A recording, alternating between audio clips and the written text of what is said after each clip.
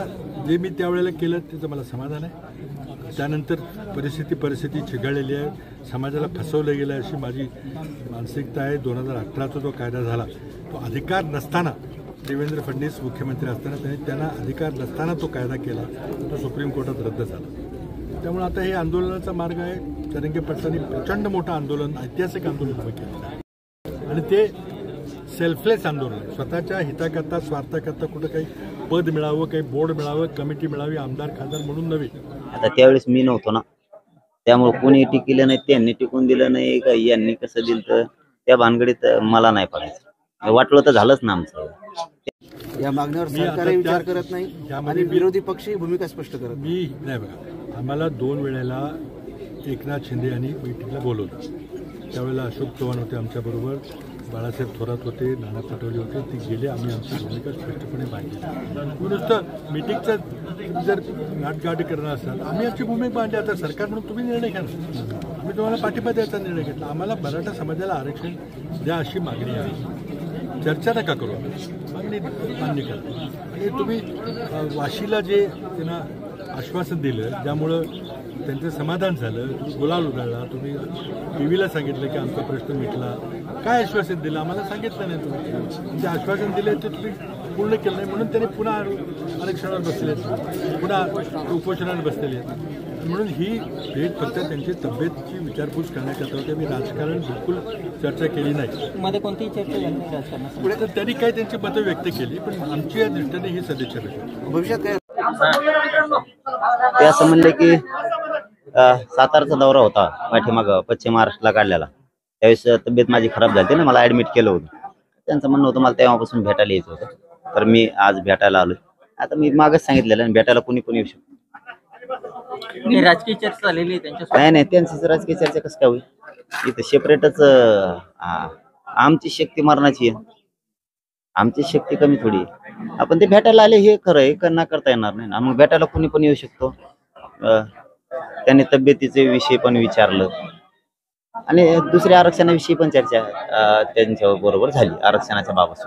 त्यांनी बोलताना असा एक आरोप केला की मी मुख्यमंत्री असताना आम्ही आरक्षण दिलं होतं, परंतु नंतर देवेंद्र फडणवीस मुख्यमंत्री झाले आणि त्यांना अधिकार नसताना चुकीच्या पद्धतीने कायदा करून त्यांनी आरक्षण दिलं, त्यामुळे ते टिकलं नाही। आता त्यावेळेस मी नव्हतो ना, त्यामुळे कोणी टिकलं नाही, त्यांनी टिकून दिलं नाही का यांनी कसं दिलं तर त्या भानगडीत मला नाही पडायचं।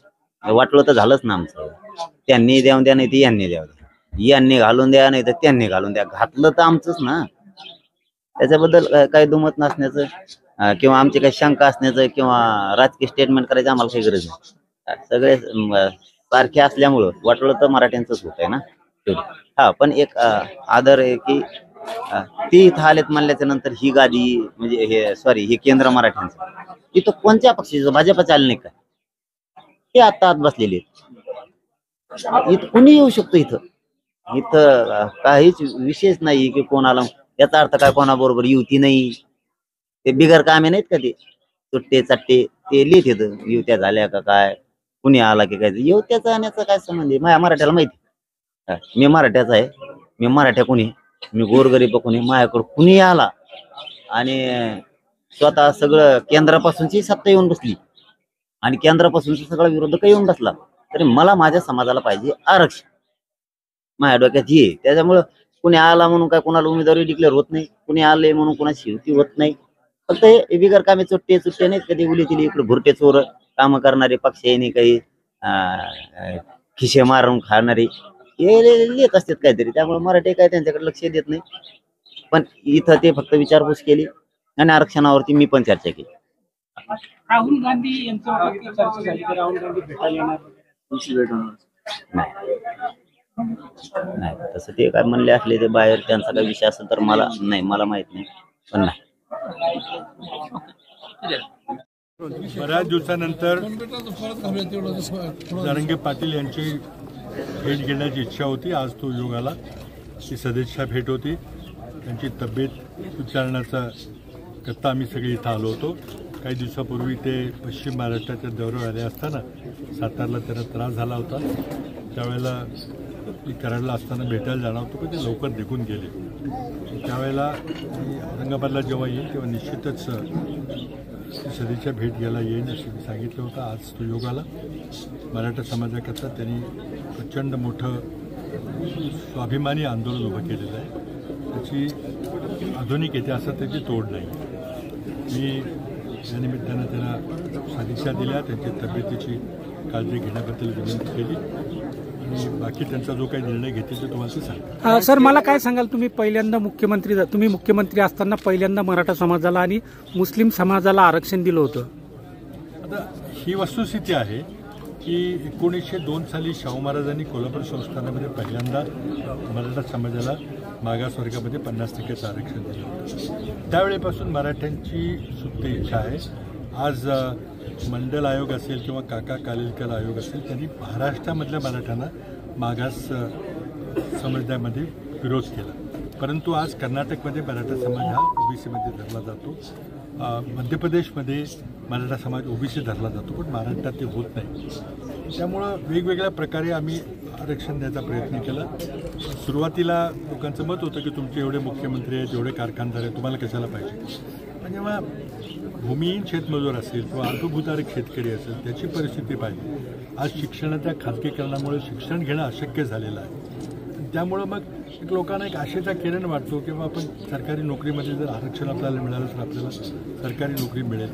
पण तो महत्त्वाचा निर्णय सरकारला घ्यावा लागेल आणि हा सगळा विचार करून मी मुख्यमंत्री असताना 2010 ते 2014 कालखंडामध्ये आम्ही जी तांत्रिक अडचण होती त्या अडचणीवर मार्ग काढून आम्ही जुलै 2014मध्ये मराठा समाजाला 16% आरक्षण दिलं होतं. कायद्यामध्ये तरतूद आहे की जो राज्यातला मागासवर्गीय आयोग आहे त्या आयोगानं मोजणी केली पाहिजे आणि वस्तुस्थिती शोधली पाहिजे.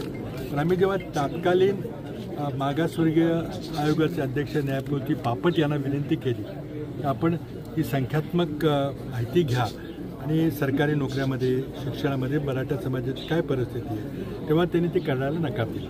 म्हणजे मराठ्यांना काय आरक्षणाची गरज नाही. आम्ही त्यांना म्हटलं की तुम्ही फक्त संख्यात्मक माहिती घ्या, डेटा गोळा करा, आरक्षण द्यायचं का नाही मंत्रिमंडळाचा निर्णय, तो घेईल निर्णय. त्यांनी ते न केल्यामुळं मग आम्ही मंत्रिमंडळाची एक उपसमिती नेमली. त्यांनी वर्षभर अभ्यास करून माहिती दिली. माहिती बरोबर आहे, खोटी नाही आहे. आणि त्या माहितीच्या आधारावर आम्ही जुलै 2014मध्ये अध्यादेश काढून आरक्षण दिलं होतं. त्यामुळे मला वाटलं ती योग्य भूमिका होती. आता ते आमचं लगेच सरकार गेलं, पण देवेंद्र फडणवीसांचं सरकार आलं, त्यांनी ते काही टिकवलं नाही. म्हणून तो लढा चालू आहे. मला एक समाधान आहे की या लढ्याला महाराष्ट्र राज्याची निर्मिती झाल्यानंतर पहिल्यांदा जर कोणी वाचा फोडली असेल की ते आमच्या आघाडी सरकारने फोडली. पवारसाहेब होते, बरेच मंडळ होते, आत्ता जे मंत्री तिकडे जाऊन बसले ते पण होते. आम्ही सर्वांनी मिळून तो निर्णय घेतला आणि मुस्लिम धर्मीयांना नव्हे तर मुस्लिम समाजातल्या मागासवर्गीयांना शोधून काढून त्याला 5% आरक्षण दिलं. मला जे मी त्यावेळेला केलं त्याचं मला समाधान आहे. त्यानंतर परिस्थिती चिघळलेली आहे, समाजाला फसवलं गेलं अशी माझी मानसिकता आहे. 2018चा जो कायदा झाला तो अधिकार नसताना, देवेंद्र फडणवीस मुख्यमंत्री असताना त्यांना अधिकार नसताना तो कायदा केला, तो सुप्रीम कोर्टात रद्द झाला. त्यामुळे आता हे आंदोलनाचा मार्ग आहे. जरांगे पाटलांनी प्रचंड मोठं आंदोलन, ऐतिहासिक आंदोलन उभं केलं आहे आणि ते सेल्फलेस आंदोलन, स्वतःच्या हिताकरता स्वार्थाकरता कुठं काही पद मिळावं, काही बोर्ड मिळावं, कमिटी मिळावी, आमदार खासदार म्हणून नव्हे, म्हणून लोक इतक्या मोठ्या संख्येने तिथं मागोवे आहेत.